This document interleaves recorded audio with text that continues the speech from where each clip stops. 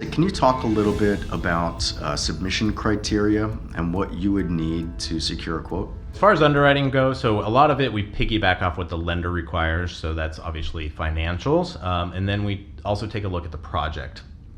So that is the doc and cost review of the budget, the timeline, all of that. So once all that information is received, we can quote on the project, and really the policy is bound at loan closing, assuming that all the different documents are provided and everything looks good to go. We can really turn those around pretty quickly. I would say typically within a month or two is the start to finish, because it is based on loan closing. However, we can get those closed faster depending on that timeline. Outstanding.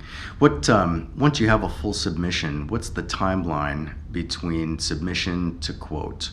So, I understand it might take a month or two until the loan closes, but sometimes people need to know the costs that go into the project before they end up going through with these loans. Is this an arduous, lengthy underwriting process? It's a good question. So typically we price this at about 50 basis points of hard cost. So think of that as your baseline. That amount can go up or down depending on the project.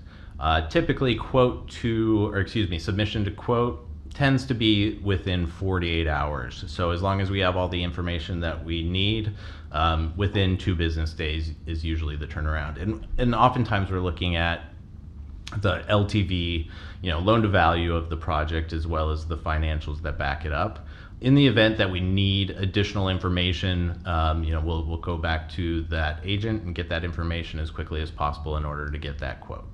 Are there any other costs that go into developing this program? For example, is a third-party administrator involved?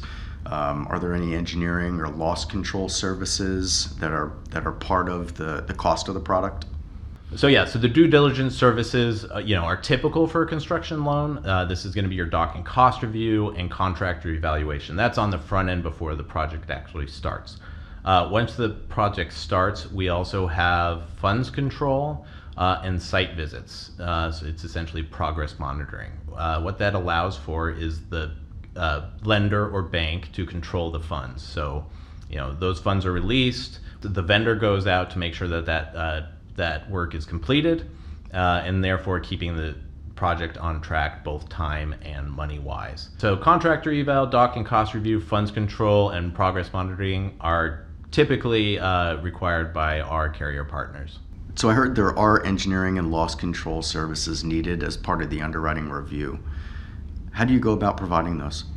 That's a great question. So some people do come to the table with those already in place, whether that's on their own or through the lender. In the event that they don't, we do have a preferred vendor that we do use, and happy to make that introduction.